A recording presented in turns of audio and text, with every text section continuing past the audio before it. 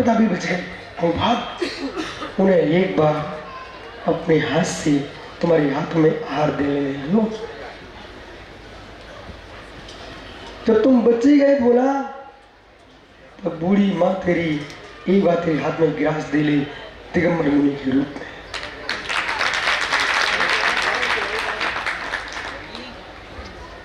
नहीं तो पीयूष पिता सोचते सोचते चला जाए,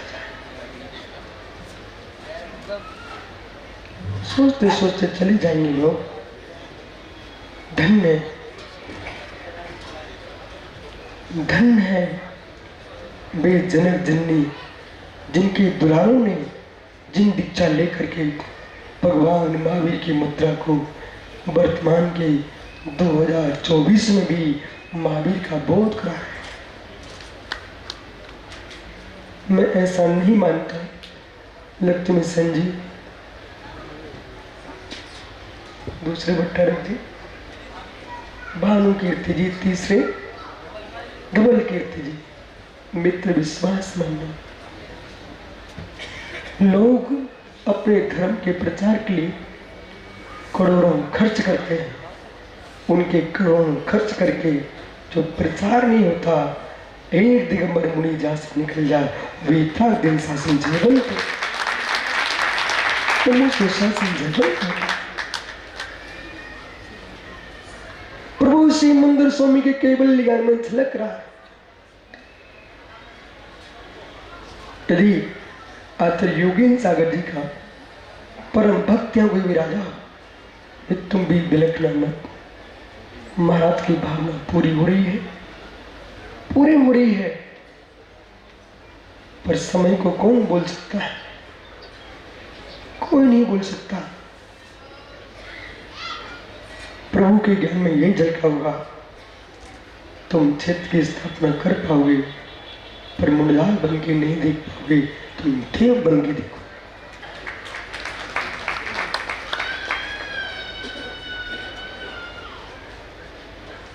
ऊंचा सोचो,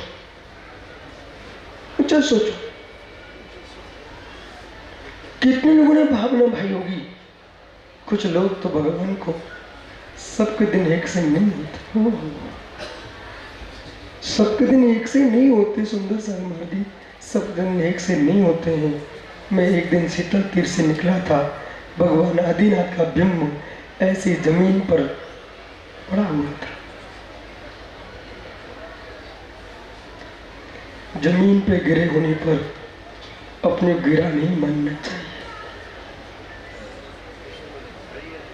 जमीन पर गिरे होने को गिरा होना नहीं मानना चाहिए। उठने के पहले गिरना ही पड़ता है, गिरे ही उठते हैं।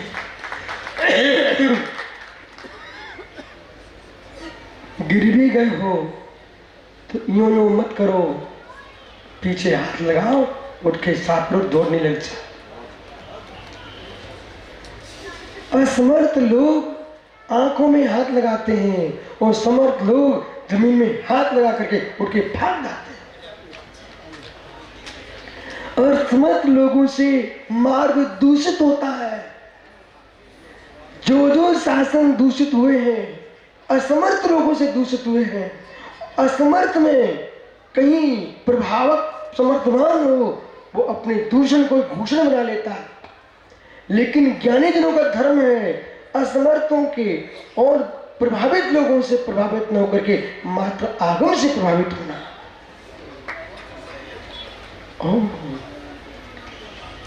भगवान ऋषभ देव का विशाल बिंब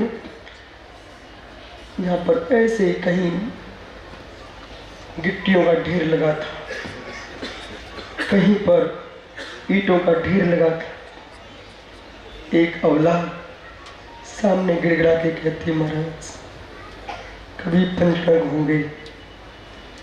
मैंने कहा बिन्ना दिल कर दी। बिन्ना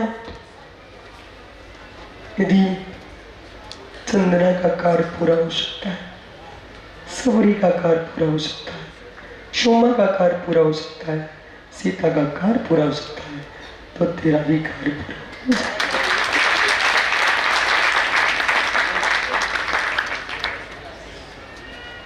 पर मैंने तो आशीर्वाद दिया था, ये मुझे ही पता नहीं था कि मैं ही आऊंगा क्या।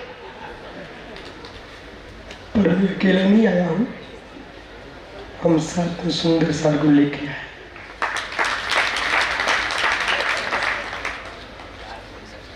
कार वही सुंदर होते हैं जहाँ शरीर दो होते हैं, मत एक होता है और कार सुंदर होती है। जहां देह में एकता दिखाते हैं और मत में द्वैत होता है, वो कभी कार पूरी नहीं हो सकती। अपने जीवन में सूत्र याद रख लेना, जिन्हें कार्य सुंदर करना हो तो मित्र शरीर भिन्न हो, मत एक होना चाहिए। इसलिए जिन शासन, अनादि अनंत शासन, कैसे कैसे दिन देखे शासन ने, लेकिन तब भी बड़े बड़े तूफानों के मध्य भी जिन शासन की नींव कोई हिला नहीं सका, सनातन काल से भारत की धरती पर नहीं, विश्व की धरती पर जीवंत जयवंत और भविष्य में भी रहेगा।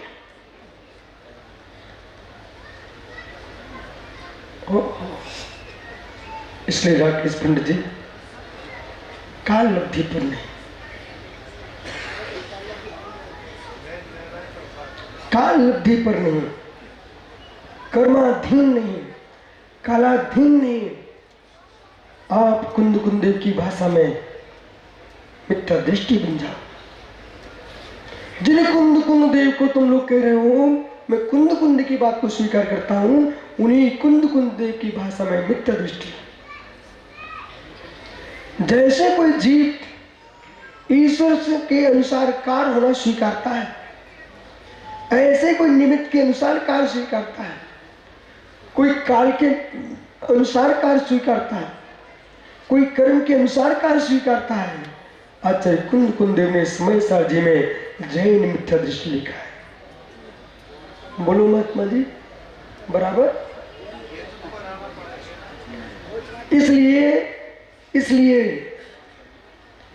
ये सब हेतु तदेतन मूल हेतु कारणम से कार्यक्रम बाह्यम देश काले तपस्या विरंकम।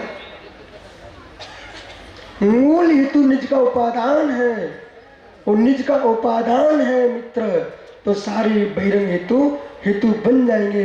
वो मूल उपादान नहीं है, हेतु हेत्वाभास हो जाएंगे। जैसे कि शीलवंती नारी के लिए पति का वियोग होने पर पुत्र उत्पत्ति के लिए सारे पुरुष नपुंसक, शीलवंती नारी के लिए पति के वियोग होने पर पुत्र उत्पत्ति के लिए सारे पुरुष अकिंचित कर नपुंसक होते हैं। ऐसे मित्र वैरागी के लिए संपूर्ण विभूत का अकिंचित कर होता है। शीलवंत पुरुष धन हो, चक्री भरतेश धन्नो भगवान ऋषभदेव, धन्नो राम के भैया भरत और धन्नो श्री राम, जिन्होंने संपूर्ण विभूति को युद्ध कर करके भी संग्रह किया। और राम ने सीता को छुड़ा के लाए। भरत चक्रवर्ती 60,000 वर्ष तक दिग्विजय किए हो। जो राग होता पीयूष, व्यक्ति एक अपना हिस्सा नहीं छोड़ता, हिस्सा नहीं छोड़ता। मुझे को भी दान दे के चला गया। जो लोग तुरंत करोड़ों का दान दे जाते हैं, एक बालक सर्विस लगी हुई पहले, ये है कुल की प्रत्याशक्ति। ये वो कुल नहीं है जिसमें तमंचा लेके चलाना सिखाया जाता है, ये वो कुल है जिसमें कमाने के पहले दान देना सिखाया जाता है। नहीं वो कुल कि देखो चींटे को मार दो, ये है वो कुल बेटा चींटे को नहीं, वायु का, अग्नि का, जल का, इन जीवों की रक्षा करो।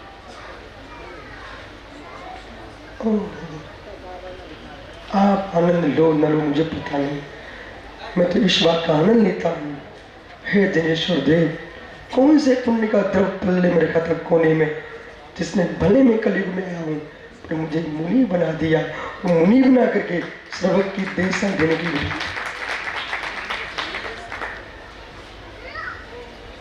अब कोई ईर्ष्या नहीं होती हमारे प्रति?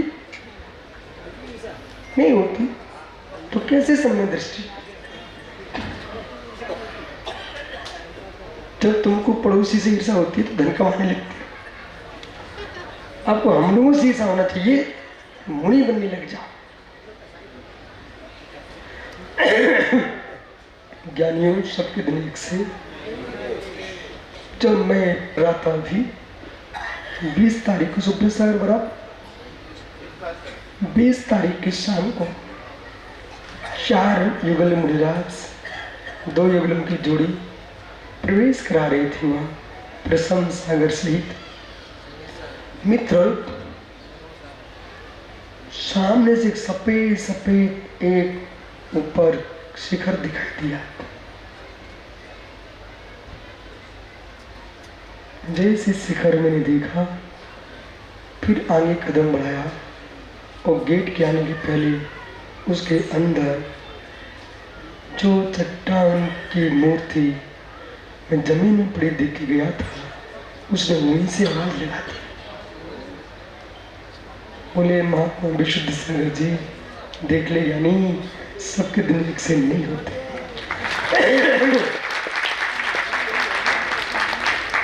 बोले आप से किसी ने कहा था, मैंने आवाज सुन ली थी कि महाराज पास में जाके देखो। आपने बोल दिया था घास है, इसे दूर से देख लेता।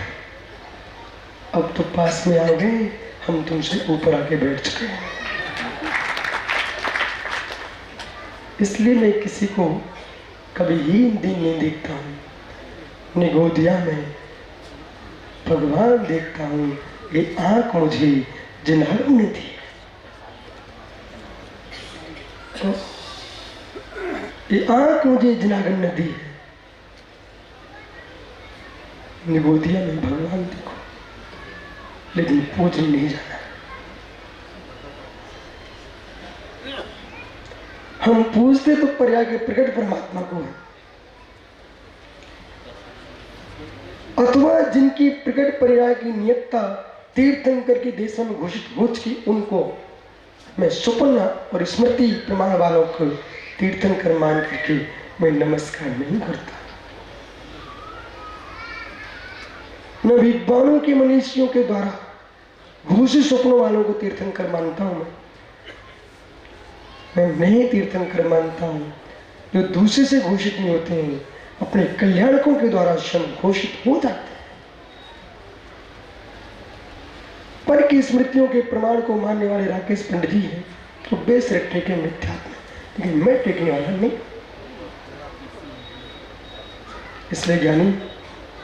इसलिए ज्ञानी सबके दिन एक से नहीं होते। राकेश पंडित जी, मैंने सुना तुम टमाटर खाते हो। अरे खाओ खाओ, मैं मना नहीं कर रहा। आज मालूम सुबह से हम आहार करके आए, सुंदर सा नजारे कर रास्ते में कहीं मिल जाए, तो ये राजस्थान के बागड़ के बच्चे थे, ये बड़े चतुर नारे लगा रहे थे। बोलो क्या? ये बच्चे बोले लाल टमाटर ताजा, विशुद्ध सागर राजा। हम ये बोल क्या रहे? तो मालूम आप टमाटर खाओ, तो आज मेरी बात सुन के खाना है। मित्र, जो तुम टमाटर खा रहे हो, ये सब तुम्हारी पूर्व पर्या की माता है।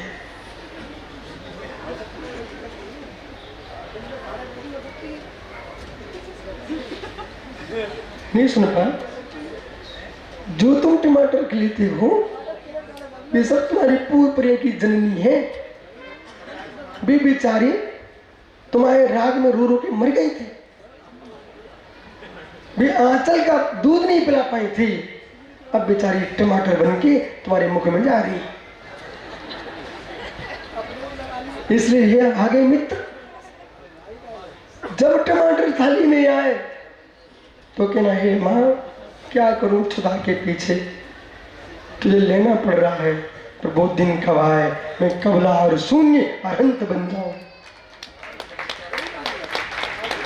इसलिए मैंने निर्णय किया है, ऐसा दिन आना चाहिए कि जिन दीक्षा का फल कोई मिले, स्वर्ग और मोक्ष नहीं, जगती पर मेरे नियोग से कोई माँ के आंसू ना गिरे और मैं किसी माँ के गर्भ में आकर के, किसी माँ के गर्भ में आकर के, एक बार तो आना पड़ेगा, इसके बाद कभी नहीं आऊं, किसी माँ को न रुलाऊं, किसी माँ को न रुलाऊं, किसी माँ को न रुलाऊं। जो लोग अभी भी मोक्ष की इच्छा नहीं रखते हैं, वे घोर पापी अनंत माताओं के आंसू बहाने के लिए खड़े बैठे हैं।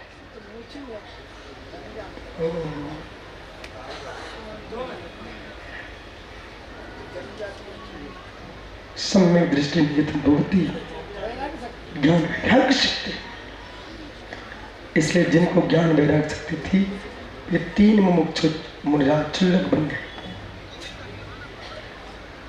हमारा पीयूष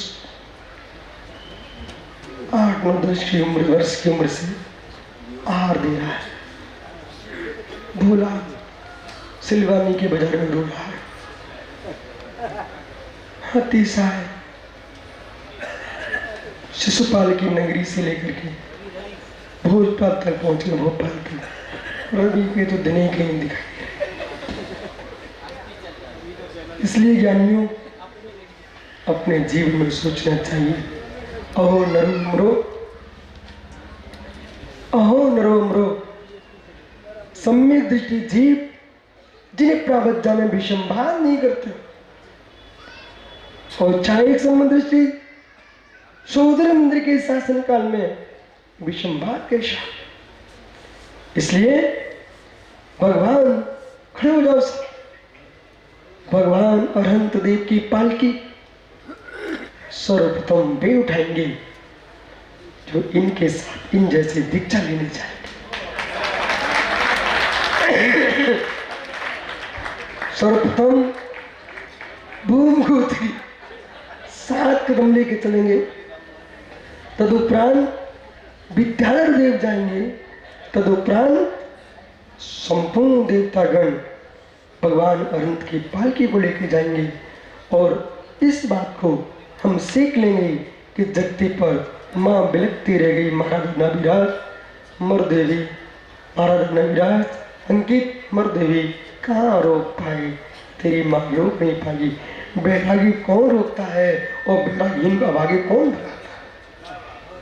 कुछ बेलोग हैं, रोज घर में बड़वानी, रोज घर में बेलन खाता है, फिर बेलन की खाने के बाद भी बेलन देने वाले को छोड़ के नहीं जाता। कुछ भी लोग हैं, बुरा नहीं मानना, बेलन खाने के बाद भी कहते हैं देवी एक तरफ और लगा दे, दर्द और हो रहा था। पर धन्य में जीव अपनी पत्नी के चरण स्पर्श करके कहें, देवी क्षमा करना, अभी तक मैं तेरा कंठ था, मैंने सिद्ध शिला का स्वामी बनने जा रहा। इसलिए अपने जीवन में ज्ञान एक भाव से कोई आनंद नहीं है, वह ज्ञान की उपलब्धि चारित्र से ही मिलेगी। इसलिए चारित्र धम्मो दम जो सुहृदितो मोक्षो विघ्नो प्रणम प्रविशम।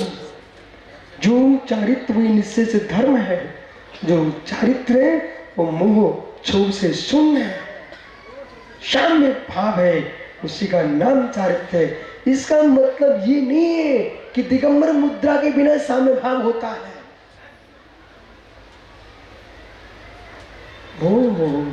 महाराज सुंदर सिंह जी, ये राकेश जैसे लोग यही तो भूल करते हैं, उपाय पर लक्ष्य रखते, उपाय को नहीं जानते। चतुर्थ गुण का साम्य भाव मात्र मार्ग को दिखाने वाला, मार्ग को दिखाने वाला उपाय है।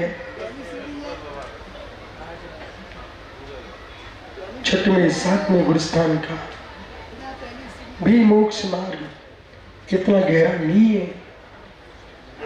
12वें गुरुस्थान में होते दिगंबरी निर्गंत मुनि, उनका जो चारित्र है मोह क्षोभ से विहीन, वह तुमको सीधा मोक्ष दिलाएगा।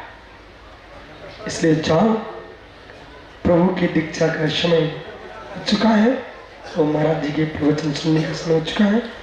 एक नहीं, दो नहीं, मालूम है कितनी दीक्षा है पंडित ऋषभ सिंह जी?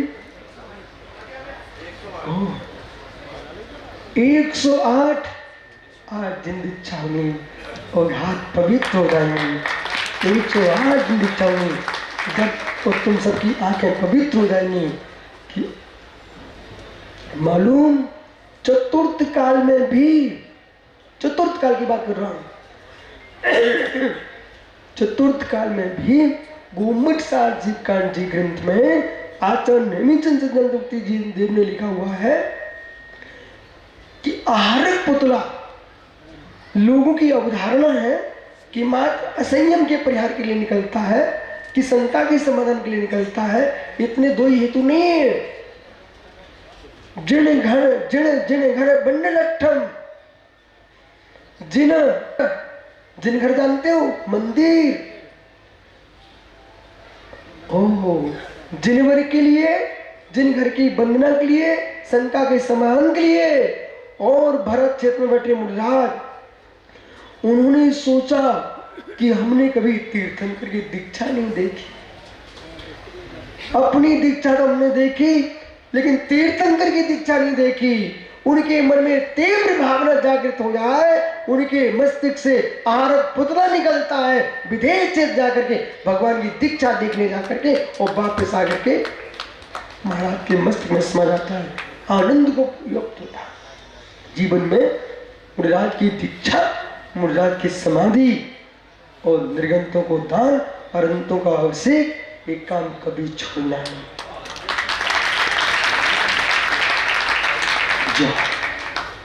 कल फिर आओगे पर रेडियो पुणे चर्चा करूंगा। अभी महाराज का उपदेश फिर दीक्षा। शुभागम प्रभाव भिन्न आत्महंस परिभाव आत्मा का शुभा परवान महावीर स्वामी की। इंसान की इंसान से पहचान कराने आए हैं, टूटे हुए दिलों में अरमान जगाने आए हैं, इनके पास कुछ और नहीं। ओम नमः सिद्धिभ्यः, ओम नमः सिद्धिभ्यः, ओम नमः सिद्धिभ्यः। यदर्चा भावेन प्रमुदित मनादर दुर्यः क्षणादासित स्वर्गी गण गण समध्या सुख निधि लभन्ते सद्भक्त्या शिव सुख समाजम किमु तथा महावीर स्वामी नयन पथगामी भवतु मे महावीर स्वामी नयन पथगामी भवतु मे। गुरुमहापंतनो नित्यं ज्ञान दर्शन नायका चारित्राणं गंभीरा मोक्ष मार्ग उपदेशका। पंच परमेश्वरी भगवान की, एक राधिनाथ भगवान की, अंतिम सत्संगपति भगवान महावीर स्वामी की, आचार्य श्री कुंद कुंद भगवंत की, आचार्य श्री विमल सागर जी महाराज की, आचार्य गुरुदेव सनमती सागर जी महाराज की, आचार्य श्री योगेंद्र सागर जी महाराज की, आचार्य श्री विशुद्ध सागर जी महाराज की, 3 करोड़ 9 करोड़ मुनि राजों की, द्वादशा जिनवानी माता की। बोले परम पूज्य देव तपस्वी गुरुदेव आचार्य श्री सुंदर सागर जी तीर्थ भगवान महावीर, जिनका शासन चल रहा है, जिनके शासन में हम सब इस भगवान आत्मा के अंदर भेद विज्ञान प्राप्त करना चाहते हैं। जिन भगवान महावीर की वीतराग मुगरा देखकर, जिन भगवान महावीर की वीतराग देशना सुनकर हमारे अंदर भी भगवान बनने की प्यास उत्पन्न होती है, ऐसा वीतराग शासन आप और हम सबको मिला है। भव्य आत्माओं, कुंद कौन स्वामी जिनकी आप चर्चा सुन रहे थे आप, सम्य दृष्टि जीव। भव्य आत्माओं, यदि कोई आपको सम्य दृष्टि कहता है, आपको कैसा लगता है? अच्छा लगता है। यदि कोई आपको गुलाब जामुन खिलाए, कैसा लगेगा आपको? अच्छा लगेगा ना? यदि उसमें नमक हो तो। वैसे ही सम्य दृष्टि कहने की चीज नहीं, सम्य दर्शन तो अनुभव करने की चीज है। कोई मुझे सम्य दृष्टि कहे, कोई मुझे पागल कहे, कोई मुझे भगवान कहे, कोई फर्क पड़ने वाला नहीं। यदि मुझे स्वयं का वेदन हो जाए कि मैं भगवान आत्मा हूं, तो समझना तेरे अंदर भेद विज्ञान उत्पन्न हुआ है। किसी के कहने से जीव तत्व नहीं हो। आप सब जैन हो, किसने कहा? आप सब आत्मा हो, किसने कहा? किसने कहा? आचार्य विश्व सागर जी भगवान हैं, किसने कहा?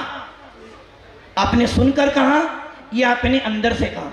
भव्य आत्माओं, सुनी सुनाई बातों पर धोखा हो सकता है, किंतु अनुभव की बातों पर कभी धोखा नहीं हो सकता। इसलिए कौन कौन स्वामी अपने समय सार में कह रहे हैं कि मैंने आत्मा का वेदन पहले किया है, पहले मैंने आत्मा का वेदन किया है और बाद में मैंने उसको कहा है। हम क्या करते हैं? पहले कहते हैं और बाद में वेदन करते हैं। भव्य आत्माओं, जितने निर्ग्रंथ ये बने हैं ना, सुनी सुनाई बातों पर नहीं आए हैं। इन्होंने भी अपने अंदर उस भगवान आत्मा का वेदन किया, और जब वेदन ने ये कह दिया नहीं तो भगवान बन सकता है, तो उन्होंने भी अपने भगवान बने को प्रकट करने का पुरुषार्थ किया है। इसलिए जैन शासन कहता है सुनी सुनाई बातों पर विश्वास नहीं करना, झोंका हो सकता है, छल हो सकता है। इसलिए हमारे यहाँ 6 डाला बहुत छोटा ग्रंथ है, और उसकी 6ठी 5वीं डाल की पहला छंद, मुनि सकल बरती बड़े भागी, भवे भोगन ते वैरागी, वैराग्य उपावन माही, चिंतई अनुप्रेक्षा। बड़ भागी, बड़ भागी कौन होता है? बड़े भाग वाला। और बड़ा भाग किसका होता है? जिसके बाद में बहुत सारा। देखो अभी आप देखो इस पंच कल्याणक के अंदर जो हो रहा है, सौधर्मेंद्र कौन बना? गांधी जी। गांधी जी बने ना? किससे बने? किससे बने? बड़े भागी। बाप बढ़ाना भैया, किंतु भव्य आत्माओं, भेद विज्ञानी कहता है ये सारे तो पर भाव है, पर वस्तु है, इनके होने से कुछ नहीं होना। आप क्या सोचते हो? मेरे बिना, मेरे बिना, भोला भैया मेरे बिना, मेरे बिना, मेरे बिना ना, मेरे बिना संग नहीं चलेगा। नहीं तेरी वो तो दूसरा बोले, तुम्हारी बात। मेरे बिना परिवार नहीं चलेगा। यदि मैं नहीं कमाऊंगा तो, मैं नहीं कमाऊंगा तो घर में लक्ष्मी नहीं आएगी। अरे भव्य आत्माओं, ये क्यों नहीं सोचता? मेरे बिना सबका सब कुछ चलेगा, किंतु मेरे बिना मेरा कुछ भी नहीं चलेगा। हम यही सोचते हैं कि मेरे बिना किसी का कुछ नहीं चलेगा, मेरे बिना सब बर्बाद हो जाएंगे। अरे भैया, तेरे बिना भी काम चलेगा, तेरे मरने के बाद तेरे से ज्यादा और अच्छा चलेगा। इसलिए ये सोच ले, मेरे बिना तो सबका काम चलेगा, किंतु मेरा काम मेरे बिना चलने वाला नहीं है। उसे ही सम्य दृष्टि जीव कहते हैं। सम्य दृष्टि तो यही सोचता है कि आत्मा काट बीट कम गिनते हैं सम्य दृष्टि लोग। सम्य दृष्टि जीव वस्तुओं के बीच में रहता हुआ भी, परिवार के बीच में रहता हुआ भी, भोगों के बीच में रहता हुआ भी वैरागी होता है। राकेश भैया, तुम भी यही सोच रहे क्या? यही सोच रहे हो? किंतु ऐसे सम्य दृष्टि जीव गिनती पर गिनने वाले हैं, उंगलियों पर गिनने वाले हैं। किंतु भव्य आत्माओं, जो सम्य दृष्टि जीव होता है, आचार्य कुंदकोन स्वामी ने नियम सार की 3री गाथा होगी शायद, उसमें 2 चीज की चर्चा की है, एक मार्ग और एक फल।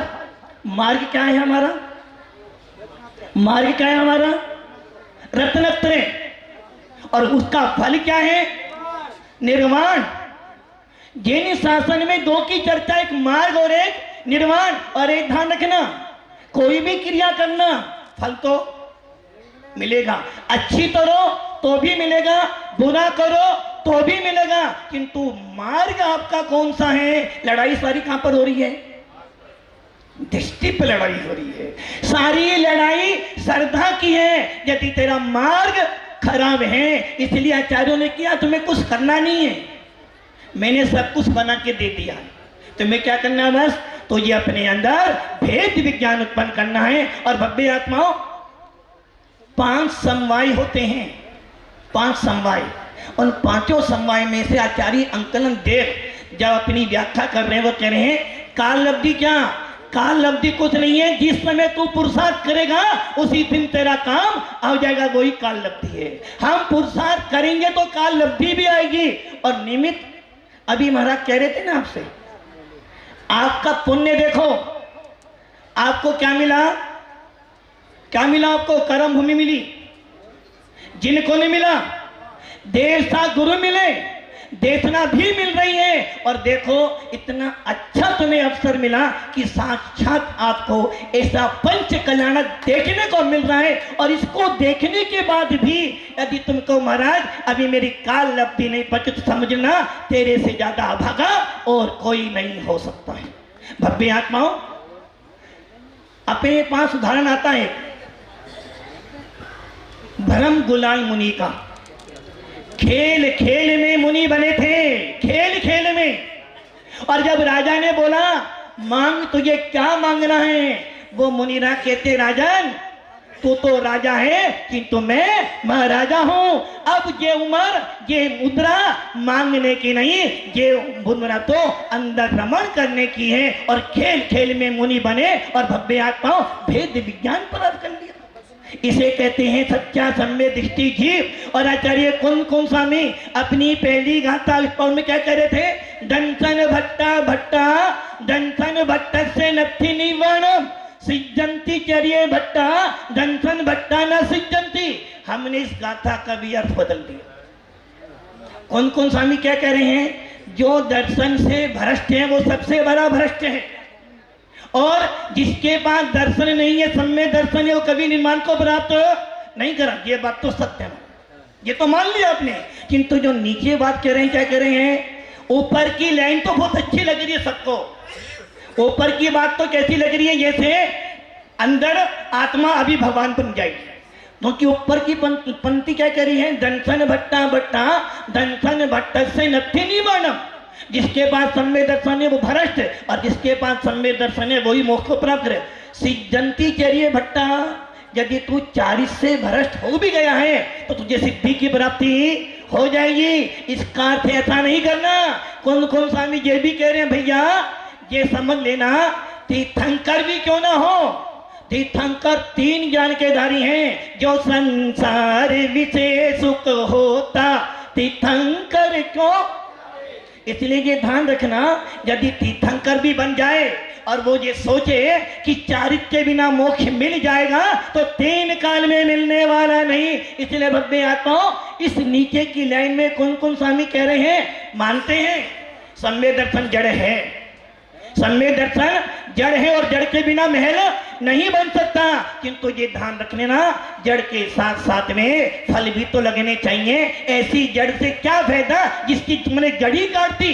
इसलिए भव्य आत्माओं, यदि मोक्ष में जाना है तो चारित्र भी अनिवार्य है। जिसके पास सम्य दर्शन ही नहीं है उसका चारित्र क्या होगा? इसलिए आचार्य कुन स्वामी कह रहे हैं, यदि कोई अपने चारित्र से भ्रष्ट हो गया है, चलायमान हो भी गया है, उसकी हंसी मत करना। यदि कोई अपने चारित्र से च्युत हो गया है, उसकी हंसी ना करना। ना जाने तो निंदा करते करते रह जाएगा और वो भगवान आत्मा बन जाएगा। जैसे समतभद्र स्वामी चारित्र से भ्रष्ट हुए थे, श्रद्धा से भ्रष्ट नहीं हुए थे, वैसे ही उन समर्थवर स्वामी ने जब देख लिया कि मेरा रोग शांत हो गया, वो भी जानते थे कि जब तीर्थंकर भी घर में रहकर मोक्ष प्राप्त नहीं कर पाते, जब छाई सम्य दृष्टि भी बिना चारित्र के मोक्ष प्राप्त नहीं कर सकता, तो मेरी तो औकात ही क्या, इसलिए चारित्र धारण किया, साधना की और मोक्ष प्राप्त करेंगे। भव्य आत्मा सम्य दृष्टि जीव के बारे में आचार्यों ने इतना वर्णन किया, इतना वर्णन किया है। हम यदि समय पढ़े, अष्टप्रौढ़ पढ़े, तो आचार्य कहते हैं भैया तू सम्य दृष्टि है, यदि तुझे इन संयतों को देखकर, इन त्यागी वृत्तियों को देखकर यदि तुझे आत्मा ये बोले कि हे आत्मन, यदि तुझे आत्मा का आनंद प्राप्त करना है, क्योंकि एक म्यान में दो तलवार तो रह नहीं सकती। तू घर में भी रहे और अपने आप को भेद विज्ञानी भी कहे, ऐसा तीन काल में नहीं हो सकता। महाराज जी भरत भी तो बैरागी थे घर में। अरे भैया लाखों करोड़ों में कोई ऐसा भरत जैसा पैदा होता है। हमारा ज्ञान 6 औपनिक ज्ञान है, हमारे पास पंचम काल है। पग पग पर विशुद्धि गिरती है, पग पग पर हमारे सामने ऐसे ऐसे चित्र आते हैं जिनको देख के परिणाम खराब हो जाते हैं। फिर भी कौन कौन स्वामी आचार्य लब्धि सार में नेमी चंद जी कहते हैं भैया असंख्यात बार छठे गुण स्थान से गिरता भी है, चढ़ता भी है, किंतु जिसके पास भेद विज्ञान होता है, जो मुमुक्षु होता है, उसका लक्ष्य तो बस एक ही होता है कि इस आत्मा के अंदर परमात्मा दिख जाए। भव्य आत्माओं सम्य दृष्टि का तो हर क्षण हर पल यही चिंतन होता है कि कब वो दिन आए कि मैं मुनि बनकर आत्मा की साधना करूं और आत्मा का वेदन, आत्मा की अनुभूति ग्रहण करूं। भव्य आत्माओं आदिश्वर भगवान ने भी 83 लाख पूर्व तक विषय कसाय में रहे, किंतु वो जानते थे ये मेरा स्वरूप नहीं है, मेरा स्वरूप तो जायज स्वभावी है, मेरा स्वभाव तो मात्र शाश्वत भगवान आत्मा है। किंतु वो तीर्थंकर थे, उन्हें तीर्थ चलाना था, इसलिए इतना समय लगा। और देखो हमारे भरत मल्लीनाथ भगवान को देख लो, जिस केवल ज्ञान को प्राप्त करने के लिए आदिनाथ को इतना समय लगा, वहीं भगवान महावीर को मात्र कितना समय लगा? 12 वर्ष लगे। और बाहुबली को 1 साल लगा और भरत जी को मात्र अंतर मुहूर्त में ही केवल ज्ञान। इसलिए भव्य आत्माओं यदि अपना पुरुषार्थ करोगे तो आज भी भेद विज्ञान उत्पन्न हो जाएगा। अपना पुरुषार्थ करोगे तो आज भी मुनि बन जाओगे, और अपना पुरुषार्थ करोगे तो आज भी भावलिंगी संत बन जाओगे। आदिनाथ भगवान का दीक्षा कलानक, अभी महाराज ने कहा था ना, आहर शरीर, ये मानता बहुत लोगों की है कि आहर शरीर कब निकलता है? जब किसी तत्व में शंका हो। किंतु भव्य आत्माओं आचार्य भगवान मूलाचार में भी, जीव कांड में भी कह रहे हैं आहर पुतला शंका समाधान के लिए, केवली के दर्शन करने के लिए, तीर्थ वंदना करने के लिए और पंच कलानक देखने के लिए भी निकलता है। ऐसे महामुनिराज भव्य आत्माओं लोग कहते हैं कि महाराज पंचम काल में मुनि, अरे भैया उस ज्ञानी जीव से ये तो पूछ ले, कुंद कुंद स्वामी कौन से काल के थे भैया? भद्र गोस्वामी कौन के साल के थे? अरे ये सब पंचम काल के थे। और भगवान कुंद स्वामी अपने ही पावर में लिख रहे हैं कि पंचम काल के अंतिम समय तक भावलिंगी मुनिराज रहेंगे। इसलिए भव्य आत्माओं अपनी श्रद्धा को मौजूद बना इन प्रत्येक आत्माओं में। अच्छा मेरा छोटा सा सवाल है, क्या आपने कभी भगवान महावीर देखे? भैया आपने देखे? आदिनाथ नहीं देखे? नहीं देखे, कभी नहीं देखे। भद्रबाहु स्वामी, अरे भव्य आत्माओं यदि निर्गंथ को देखकर भी तो ये महावीर नहीं देखते तो कहीं ना कहीं तेरी दृष्टि के अंदर फेरे। यही तो भगवान महावीर भी तो ऐसे ही दिखते थे, भगवान महावीर भी तो ऐसे ही चलते थे। इन प्रत्येक संयतों के अंदर भगवान महावीर है और इन प्रत्येक आत्माओं के अंदर सिद्ध भगवान बैठा है। अपनी दृष्टि को अच्छा बना तो तुझे पाषाण के अंदर भगवान दिखाई देंगे। भव्य आत्मा बस 1-2 बात और कहूँगा। आचार्य जोगेंद्र सागर जी महाराज, ये तो सौभाग्य रहा है कि जब मैं मुनि बनने आया था, और संघ का प्रवास दिल्ली में था, मैं घर में था, मेरे भाव बने। चलो अपन भी सुना है कि जैन मुनि को दान देने से पुण्य बढ़ता है, और उस पुण्य का फल क्या होता है? कर्मों का क्षयोपशम होता है।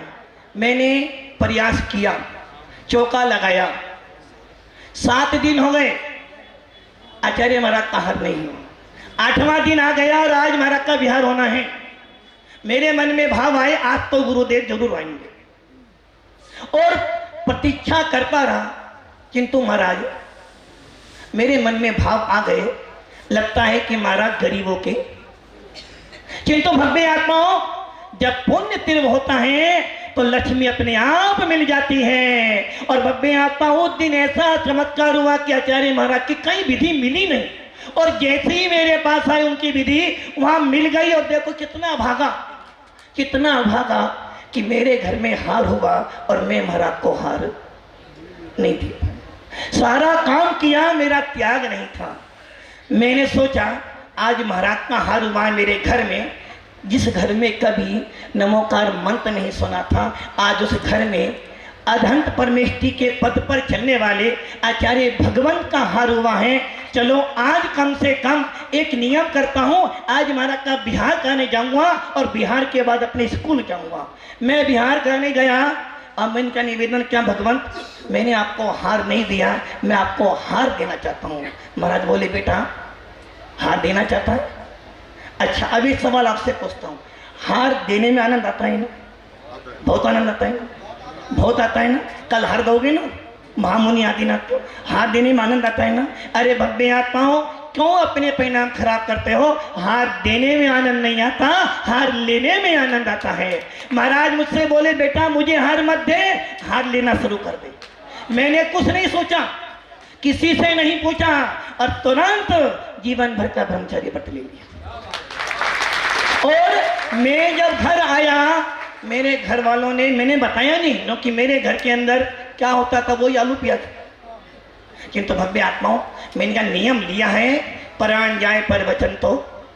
और भव्य आत्माओं उसका प्रभाव ये पड़ा कि फिरोजाबाद जहाँ पर आचार्य महाराज का चतुर्मास हुआ, दीक्षा मेरी हुई, और मेरी दीक्षा में एक सरे आचार्य योगेंद्र सागर महाराज का भी जाता है, जिनके प्रसाद से, जिनकी मेहनत से मेरी मुनि दीक्षा भी हुई। दूसरा नरवाली चतुर्मास में भी आचार्य महाराज साथ में थे, और भव्य आत्मा पार्श्वगिरी के प्रतिष्ठा में हम जब थे, और दीदी जो बैठी है, दीदी और हमने मिलकर बहुत हार करवाया। भव्य आत्माओं आज आचार्य योगेंद्र सागर का सपना जो बहुत सालों से पड़ा था, आप देखो निमित्त कौन बना? निमित्त कौन बना? दीदी बनी। उपादान किसका उत्पन्न हुआ?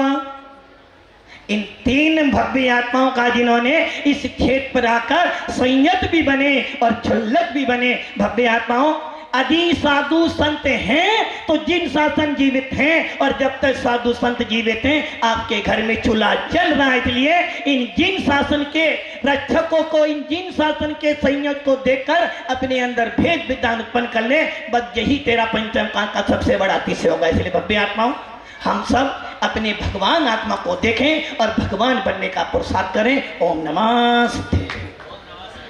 आइए महानुभावों, यह विशुद्ध सुंदर वातावरण, और इस वातावरण में निश्चित रूप से अभी 108 दीक्षाएं संपन्न होंगी।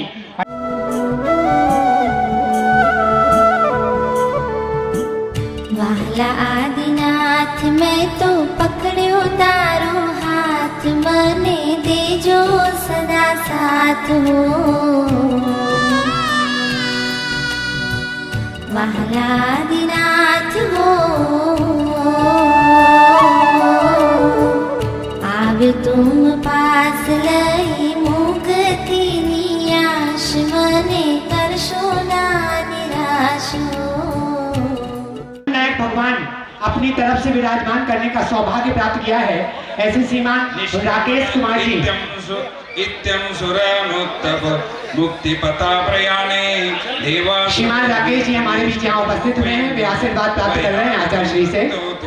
राजा साक्षात एव जिन पुंगवैत शाखा छायेन योसो हरति खलु सतां कर्म धर्मांशुतापं यत्सौख्योदारसारं फलति शुभफलं मोक्षनाकादिभेदं सेवन्त्यैवं तदर्थ विभूतिजनखगा यस्य चैव प्रभावा अपने मोने वासव जीव सत्तानम अपराजितो बोध में रख रख स्वाहा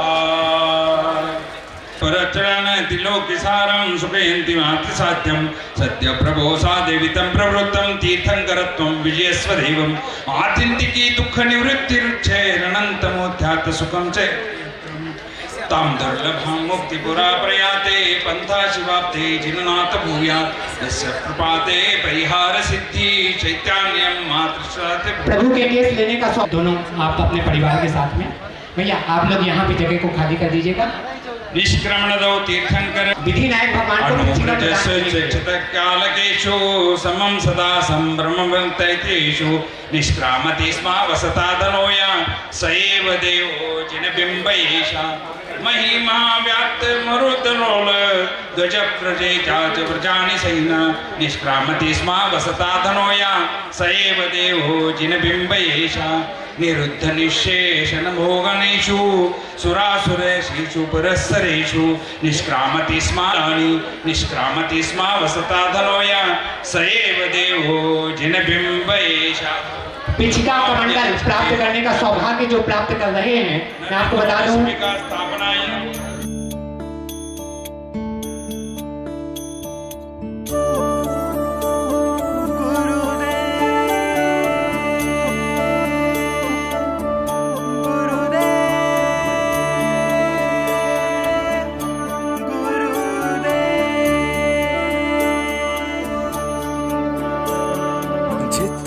दिया गुरुदेव ने मुझको उतनी मेरी औकात नहीं,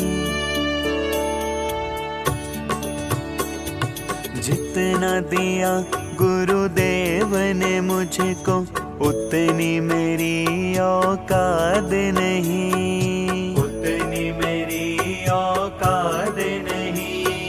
ये तो कृपा मेरे गुरुवर की, मुझ में ऐसी कोई बात नहीं, मुझ में ऐसी कोई बात नहीं।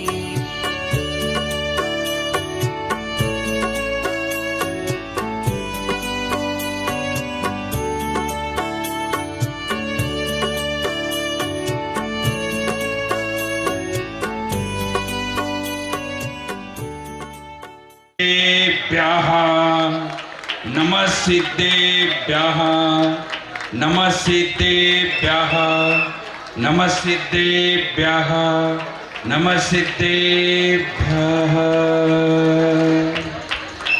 जेमि पद पंकजद्वयम् ओम ह्रीं श्री आदिनाथ तीर्थंकर महामुनि अत्र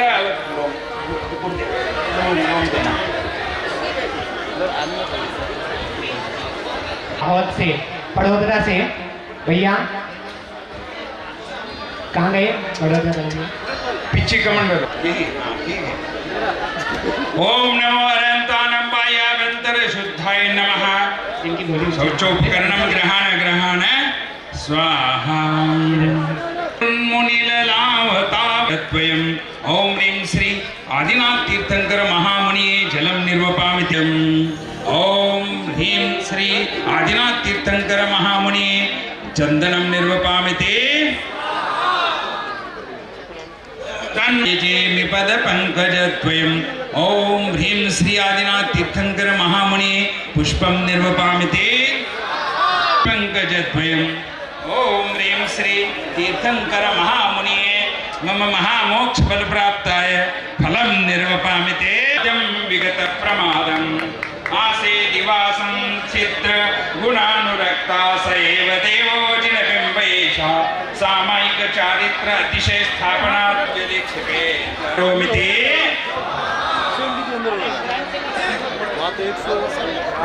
नमस्कार करेंगे। बोलो हे महामणिराज आदिनाथ नमोस्तु नमोस्तु नमोस्तु।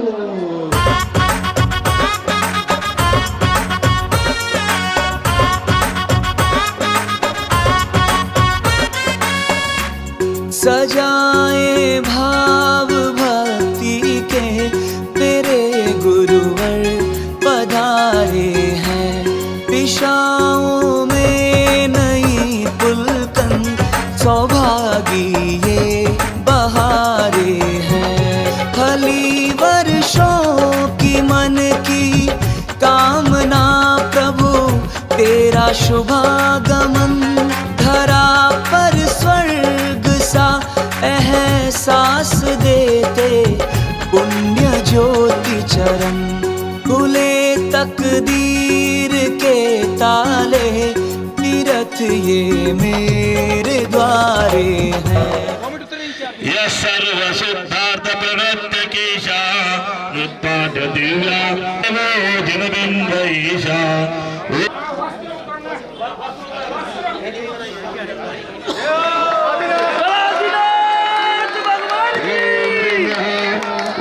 भगवते सामायिक प्रपन्ना कपड़े उतर। यह सर्व शुद्धा अनुपत्ति कीशा, उत्पाद्य दिव्या परमान्य भूषा। तत्व प्रभुराज निजापनध्ये, सैव देव जिन ब्रह्मेशा। नमः सिद्धेभ्यः। केशव प्रशांत समर्पण कंगलमयामि। कंगल दीक्षाग्रह स्थापनाय प्रथमाग्रे पुष्पांजलि नमः सिद्धेभ्यः, नमः सिद्धेभ्यः, नमः सिद्धेभ्यः, नमः सिद्धेभ्यः, नमः सिद्धेभ्यः, नमः सिद्धेभ्यः, नमः सिद्धेभ्यः, नमः सिद्धेभ्यः, नमः सिद्धेभ्यः, नमः सिद्धेभ्यः। अंजलि ओम ह्रीम श्री ऋषभनाथ मुनीन्द्रेभ्यो नमः। जन्मजरा मृत्यु विनाशनाय इंद्रधरणेभ्यो चंदनं निर्वपामि ते स्वाहा।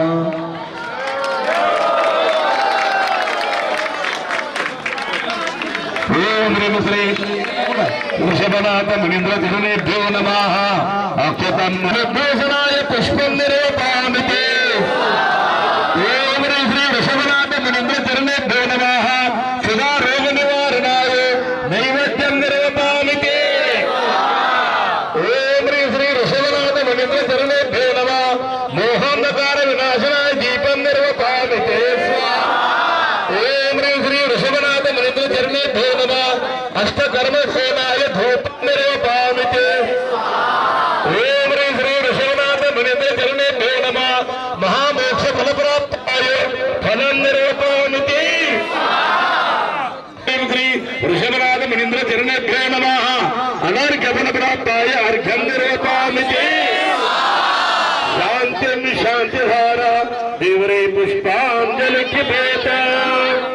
भगवत्केशन त्रिगतत्र स्थापनाय क्षीरे विक्षेपण स्थापनाय पुष्पांजलि क्षिपेत। ओम ह्रीं स्वाहा। नमस्ते स्वानुभवैकतान, नमस्तु सामायिक रत्ततुभ्यं, नमस्तुते बोध चतुष्टयाख्या, नमस्तुते काय ममत्वमुक्तं। स्वाहा अनंताल स्वाहा।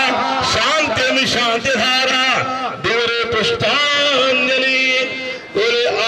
आदिनाथ भगवान की, आदिनाथ महामुनिराज की दीक्षा यहाँ पर संपन्न हुई है। सभी लोग बैठ करके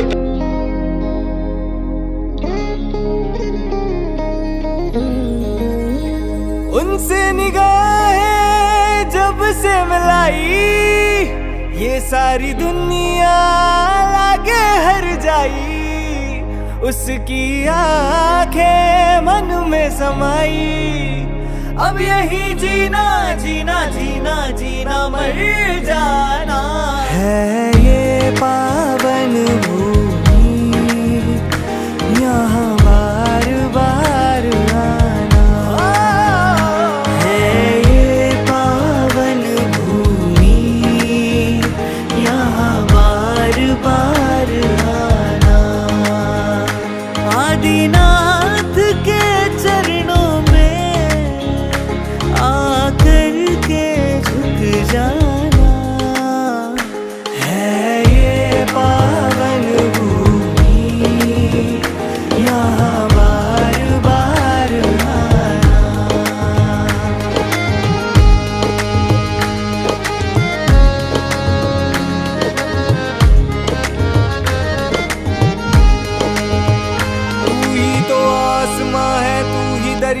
तू ही समंदर है, तू ही तो आसमां है, तू ही दरिया है, तू ही समंदर है, तू ही है शाख में, तू ही हवा में, तू मेरे अंदर है। तेरा तीरथ सुंदर है, तू प्राणों से प्यारा है। तेरा तीरथ सुंदर है, तू प्राणों से प्यारा है। मेरी विनती सुन लेना।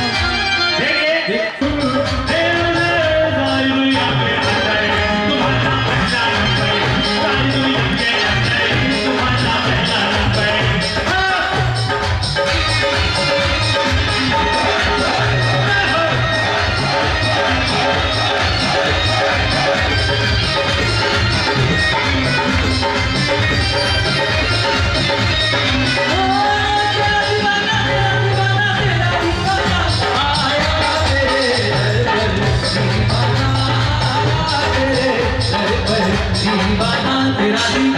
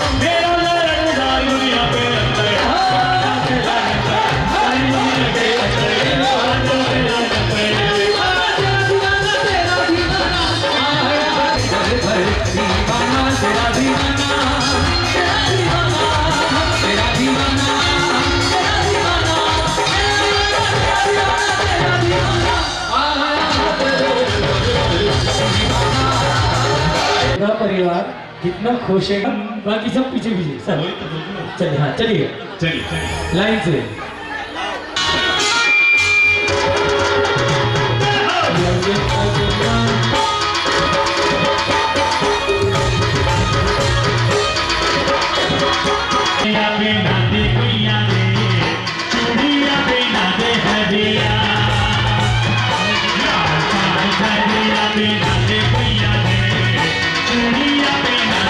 Hare